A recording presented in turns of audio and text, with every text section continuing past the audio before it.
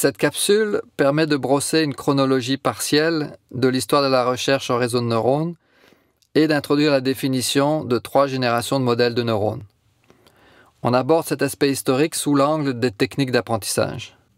Les réseaux de neurones utilisent des modèles simplifiés de neurones afin de permettre la réalisation de systèmes dits intelligents qui sont en partie inspirés de ce que l'on comprend du cerveau. Grâce à l'évolution des technologies et des neurosciences, les chercheurs affinent au fil des ans les modèles dans le but de réaliser des systèmes intelligents de plus en plus performants. Les scientifiques s'entendent pour l'instant à définir 3 générations de modèles. La première génération est apparue à peu près en même temps que les premiers ordinateurs dans les années 1940 à 1960. Avant 1957, il n'était pas possible de faire l'apprentissage, et au tournant des années 1957 à 1960, les premiers algorithmes d'apprentissage ont fait leur apparition. On parle entre autres du perceptron et de l'Ada-Line. L'Ada-Line a donné entre autres naissance au filtre adaptatif et a rapidement permis, à partir des années 1960, des applications industrielles en traitement des signaux et télécommunications, notamment pour l'annulation d'échos et d'interférences en téléphonie et pour des applications médicales. L'Ada-Line est un exemple de filtre dont les coefficients sont appris automatiquement à partir d'une technique d'optimisation simple qui minimise une erreur moyenne entre un signal cible idéal, libre d'interférences, et le signal nettoyé par le filtre. La petite révolution apportée par cette approche réside dans le fait qu'il devenait possible de trouver automatiquement par apprentissage les coefficients des filtres permettant de nettoyer les signaux de leurs interférences. Ceci pouvait se faire sans avoir à mesurer précisément les caractéristiques des interférences, donc les amplitudes, les fréquences, la périodicité, etc. À l'époque, il fallait trouver mathématiquement et manuellement les valeurs des coefficients des filtres à partir de la connaissance des signaux. La représentation mathématique de cette première génération est simple. Une partie du calcul fait par un neurone est représentée par la variable y, qui est la somme pondérée par les poids de ses entrées. Donc mathématiquement, ça s'écrit y égale somme de i égale 1 jusqu'à grand N des w indice i fois les x indice i. Avec w indice i, qui sont les coefficients du filtre, et x indice i, qui sont les échantillons du signal d'entrée. Avant 1957, il fallait trouver manuellement ces poids. En 1960, Bernard Widrow et ses collègues proposent la règle dite de Widrow-Off, qui permet de faire l'apprentissage d'un filtre de type Ada-Line. Bernard Widrow est le chercheur reconnu comme étant pionnier du domaine.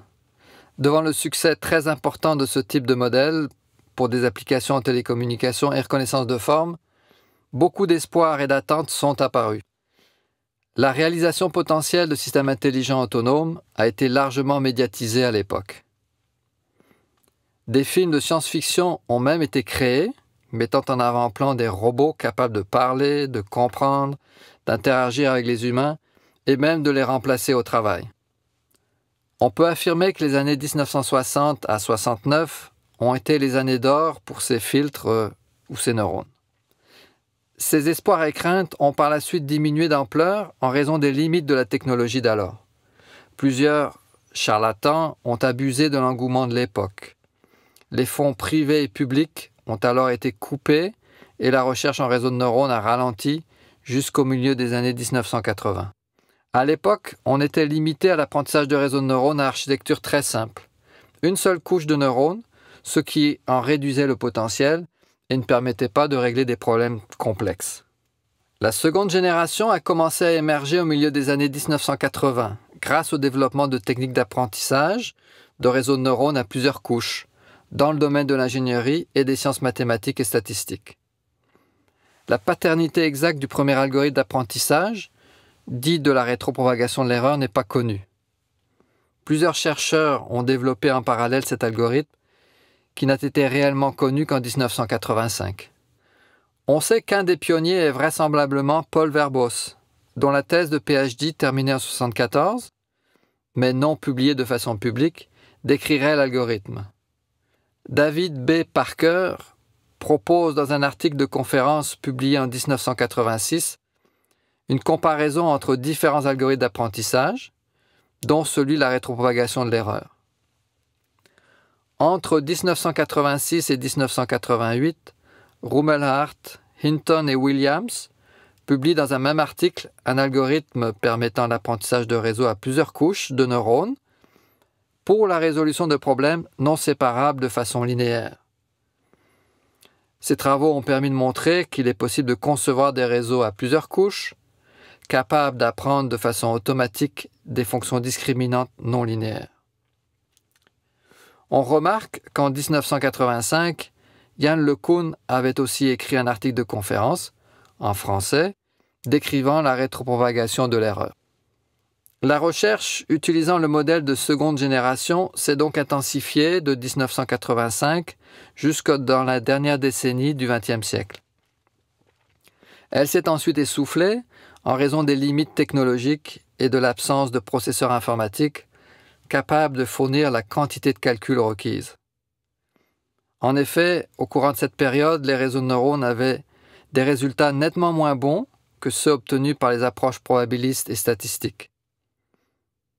Mais l'avènement des processeurs graphiques, qu'on appelle GPU pour Graphical Processing Units en anglais, conçus par NVIDIA et mis sur le marché dans les années 2007, a permis l'explosion des applications à base de réseaux de neurones tels que nous les connaissons maintenant.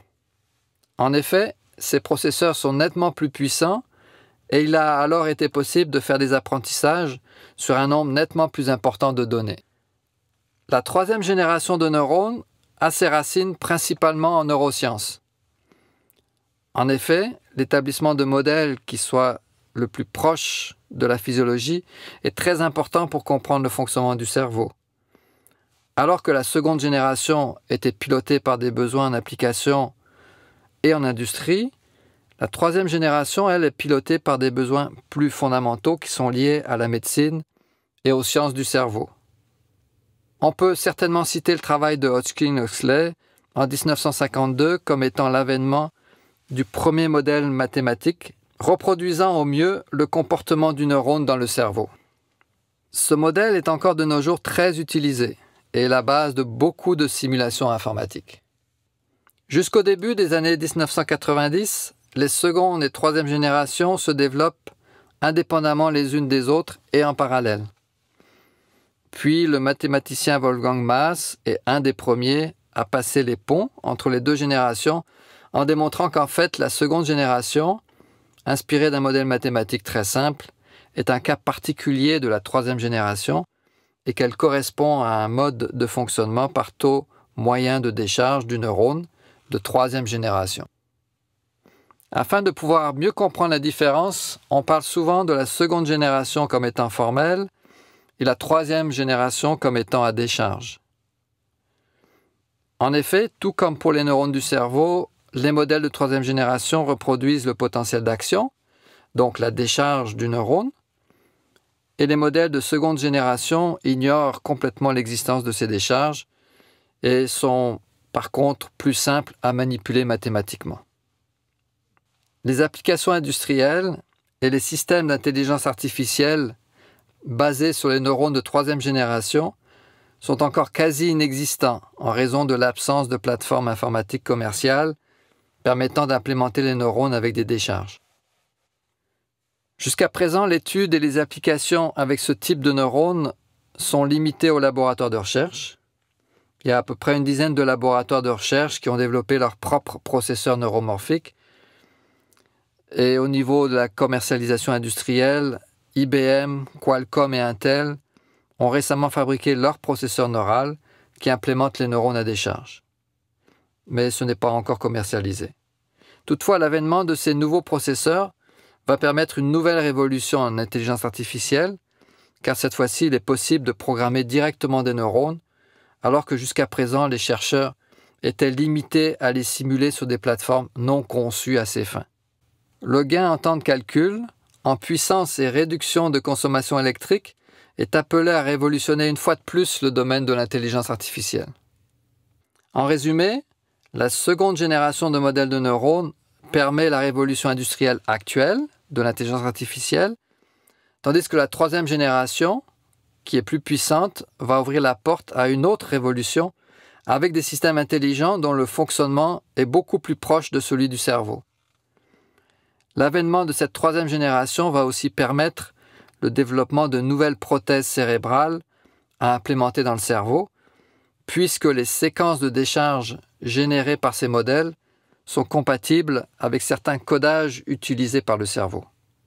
Il est aussi prévu que la consommation électrique des processeurs à réseau de troisième génération sera diminuée de facteur 100 à 1000. Cette réduction de consommation est considérable et elle ouvre la porte à l'utilisation de l'IA embarquée.